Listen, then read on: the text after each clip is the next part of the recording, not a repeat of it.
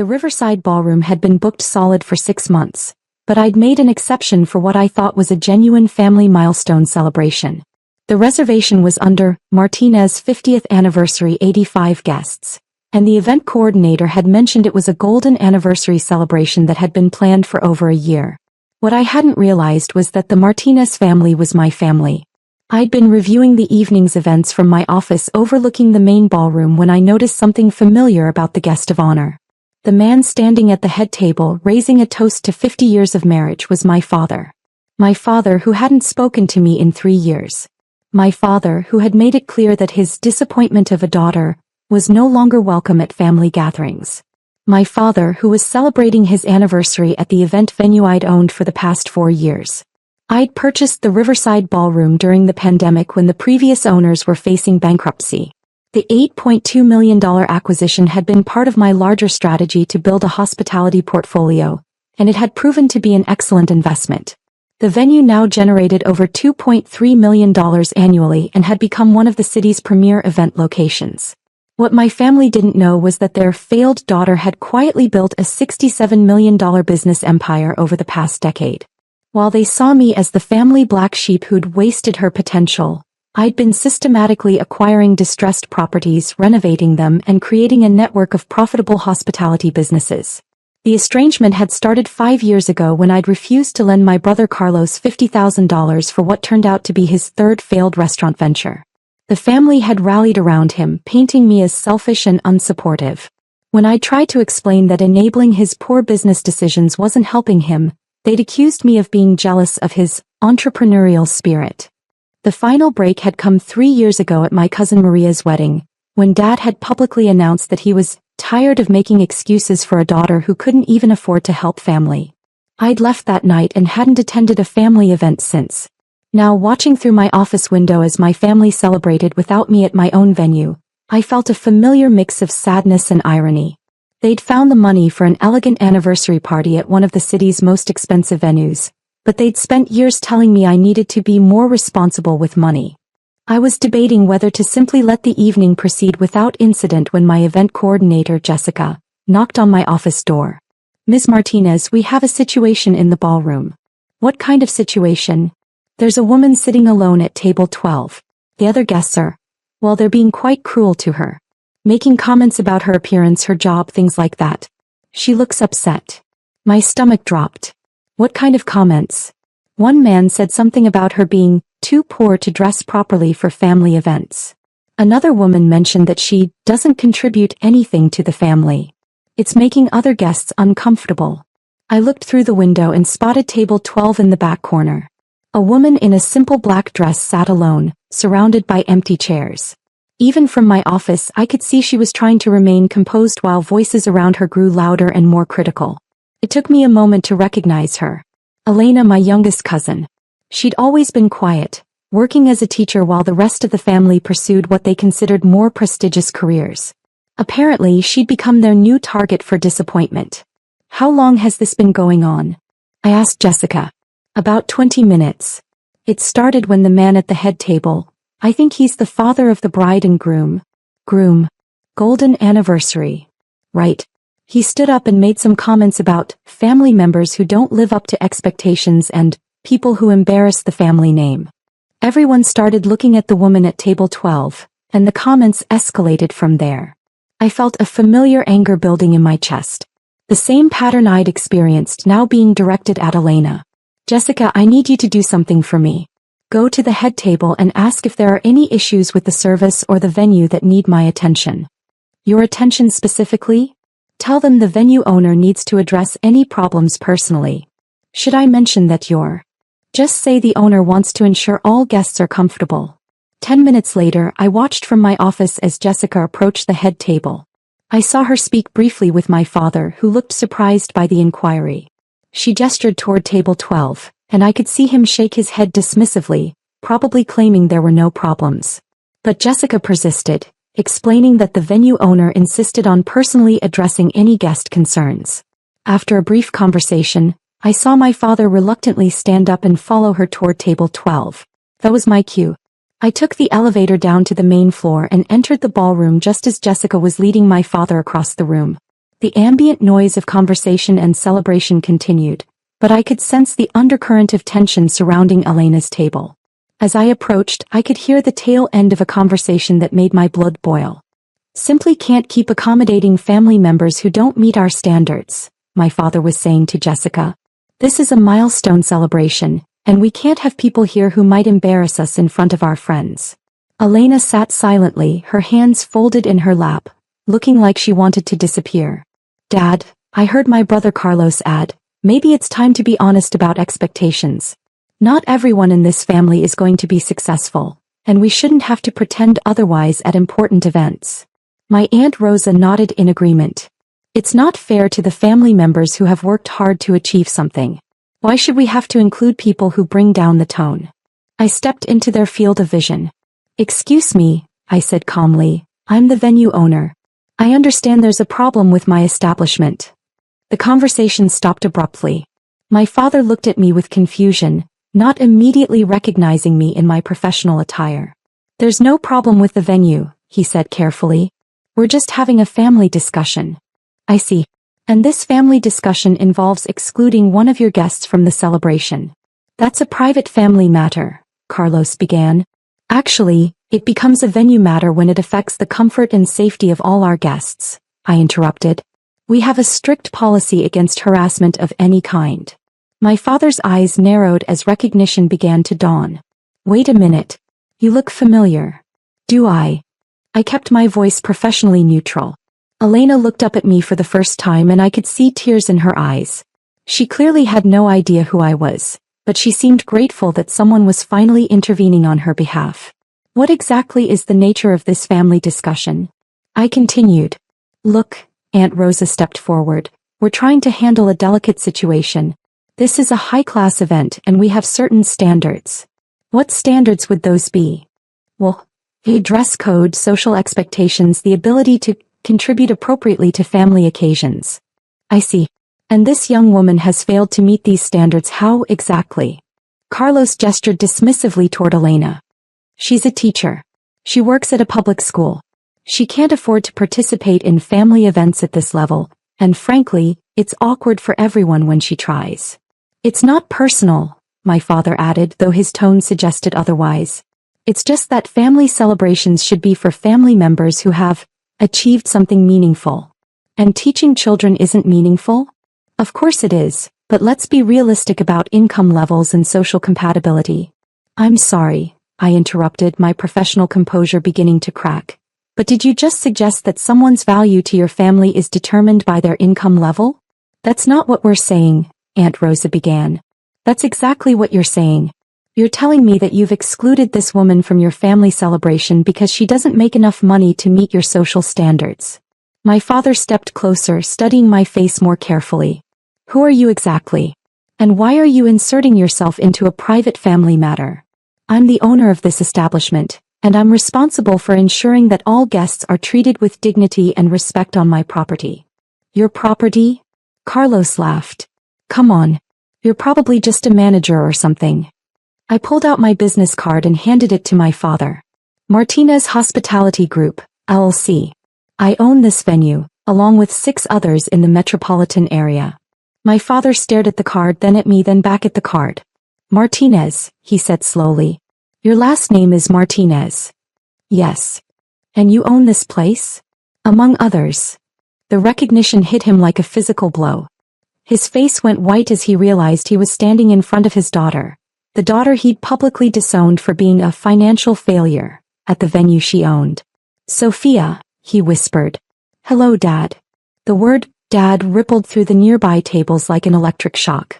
Family members who had been engaged in their own conversations suddenly turned to stare. The ambient party noise seemed to decrease as more people became aware of the drama unfolding. Sophia, what are you? How are you? You own this place? I own this place. I've owned it for 4 years. Carlos stepped forward, his face flushed with confusion and embarrassment. That's impossible. You work some dead-end office job. You couldn't even lend me money for my restaurant. I work as the CEO of a hospitality company that I built from the ground up. And I didn't lend you money because your business plan was fundamentally flawed, not because I couldn't afford to. But, But you live in that small apartment, you drive that old car. I choose to live modestly. It's called financial responsibility. Aunt Rosa was staring at me like I was speaking a foreign language. Sophia, you've been successful? This whole time. Very successful. My company's portfolio is worth approximately $67 million. The number hit the group like a bomb. I could see family members at nearby tables straining to hear the conversation. 67 million? My father repeated faintly. Yes. This venue alone generates over 2 million annually. But we thought, you never said.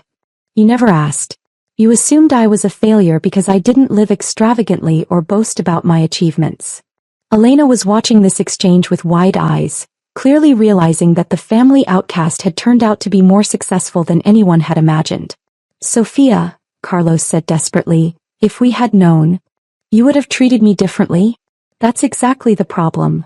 But families should support each other. Should they?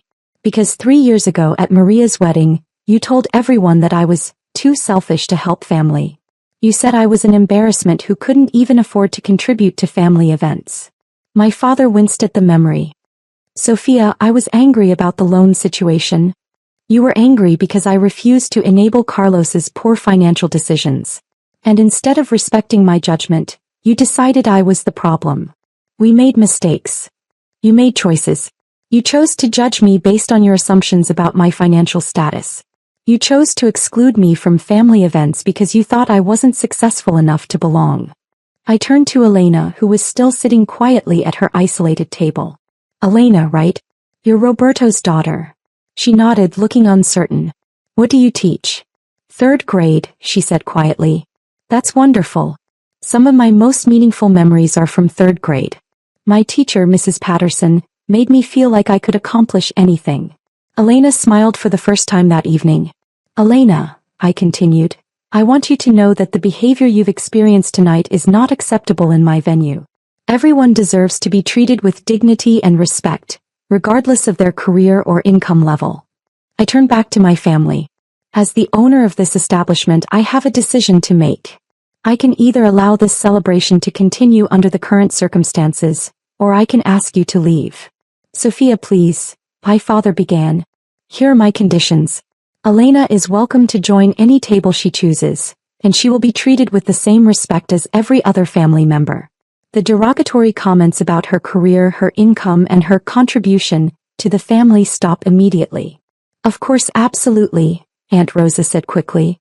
And, I continued, I want a sincere public apology to Elena for the treatment she's received tonight. My father looked around the ballroom, realizing that dozens of family members and friends were now watching the drama unfold. Sophia, couldn't we discuss this privately? Elena was humiliated publicly. The apology will be public. There was a long, uncomfortable silence. Finally, my father stepped forward and addressed Elena directly. Elena, I owe you a sincere apology. What happened tonight was wrong. You are a valued member of this family, and your career as a teacher is something we should all respect and support. Elena nodded graciously, though I could see she was still processing the sudden reversal in her treatment. Carlos followed reluctantly. Elena, I'm sorry for the things I said. Teaching is important work and I was out of line. One by one, the family members at nearby tables offered their own apologies. The atmosphere in the room had completely shifted, with everyone suddenly very aware that the family dynamic had been fundamentally altered. Thank you, I said. Now, Elena, would you like to join the head table for the rest of the celebration? Elena looked surprised. I couldn't. Of course you can. There's plenty of room and you deserve to be part of the celebration. As Elena gathered her things and moved to the head table, I prepared to make my own exit. But my father caught my arm. Sophia, please don't leave. Stay for the rest of the party. We have so much to talk about. Do we? Yes. I want to understand everything. Your business, your success, why you kept it secret from us. I didn't keep it secret, Dad. I just didn't advertise it. There's a difference. But why? Why didn't you tell us you were successful? Because I wanted to know who my family really was. I wanted to see how you'd treat me without the influence of my money. And what did you learn? I looked around the ballroom at the family members who were now eager to reconnect, at Elena who was finally being welcomed at the head table, at the celebration that had been transformed by a revelation of hidden success. I learned that respect shouldn't be conditional on wealth. I learned that family love shouldn't depend on professional achievement. And I learned that some people only value you for what you can do for them. Sophia, we love you. Do you love me or do you love my portfolio? He didn't have an immediate answer. Dad, here's what I want you to understand. For the past 3 years, you've had a daughter who owned multiple successful businesses, who could have helped with family financial problems, who could have provided job opportunities and business advice. But you never knew that because you decided I wasn't worth your time or respect. We can fix this. Can we? Because right now you're interested in reconciliation because you learned I'm wealthy. If I were still the failure you thought I was, would you be asking me to stay? The question hung in the air between us. I need to think about that, he said finally. I appreciate your honesty. I started to leave, but Elena approached me before I reached the exit. Sophia, thank you for standing up for me, for changing the situation, for everything. Elena, can I give you some advice? Please. Don't let anyone convince you that your worth is determined by your salary. Teaching is one of the most important professions in the world, and anyone who doesn't recognize that isn't someone whose opinion should matter to you. Do you really mean that? Absolutely. In fact, if you're ever interested in expanding your career options, my company is always looking for people with strong educational backgrounds. We run training programs for hospitality staff, and we could use someone with your expertise in curriculum development. Really? Really? Here's my card. Call me next week if you'd like to discuss it. As I finally left the ballroom, I could hear the celebration resuming behind me, but with a notably different energy. The cruel exclusion had been replaced by awkward inclusion, and Elena was now surrounded by family members eager to make up for their earlier behavior. But I knew the real test would come later, when the shock wore off and people had time to process what they'd learned. Over the following weeks, my phone rang constantly. Family members who hadn't contacted me in years were suddenly eager to reconnect. The conversations followed a predictable pattern. Expressions of amazement about my success, apologies for past treatment, and subtle or not so subtle requests for loans, investments, or business opportunities. Carlos called 5 times in 3 days, each time with a new, amazing business opportunity that just needed some initial funding. Aunt Rosa wanted to discuss a real estate investment. My cousin Miguel thought I might be interested in backing his tech startup. The most persistent contact came from my father himself. He called daily, sent letters, and even showed up at my corporate office twice, insisting that we needed to rebuild our relationship. But the conversation that meant the most came from Elena. Sophia, I wanted to thank you again for what you did at the anniversary party. You don't need to thank me, Elena. I did what anyone should do when they see someone being treated unfairly. I also wanted to let you know that I'm interested in that job opportunity you mentioned. That's wonderful. Can you come in for an interview next week? Yes, but I have to ask you something first. Of course. If I work for your company, will that change how you see me? Will I become just another family member trying to benefit from your success? The question was so perceptive it took me by surprise. Elena, you asked to interview based on your qualifications, not on your family connection. That tells me everything I need to know about your character. And if I'm not qualified for the position, then we'll find another way for you to get the experience and training you need. But Elena, you're already qualified for the most important part of the job, treating people with dignity and respect. Elena did interview for the position, and she was indeed qualified. She joined my company as our Director of Training and Development, where she's been instrumental in creating programs that focus on both professional excellence and human dignity. As for the rest of my family, the relationships have evolved in different ways. Some, like Elena, have proven their character through consistent actions rather than words. Others have shown that their interest in me remains primarily financial. My father and I have had several long conversations about respect, assumptions, and the true meaning of family success. He's acknowledged his mistakes and has made genuine efforts to change his perspective on wealth and worth. But the most important change has been in how I see myself and my obligations to family. I've learned that love and respect can't be bought with money, and they can't be earned through financial success alone. I still own the Riverside Ballroom, and I still host family events there occasionally. But now they're smaller gatherings focused on people who value each other for reasons that have nothing to do with bank accounts or business portfolios. The venue has become profitable beyond my initial projections, partly because of its reputation for treating all guests with dignity regardless of their perceived social status. Word spread about the inclusive hospitality approach, and we've attracted clients who specifically want venues that prioritize respect over prestige. Sometimes, when I'm in my office overlooking the ballroom, I think about that anniversary party and the moment when everything changed. Not when my family learned about my wealth, but when they learned about the consequences of judging people based on assumptions. Because the real lesson wasn't about hidden success or financial revelations. It was about the difference between conditional and unconditional love, and the price we pay when we confuse the two. The venue is still booked solid, the family relationships that matter have been rebuilt on stronger foundations, and Elena has become not just a valued employee but a genuine friend who reminds me daily that success isn't measured in dollars. But most importantly, I never again have to wonder whether my family loves me for who I am or for what I can provide. Because now I know the answer and I've surrounded myself only with the people who give the right one.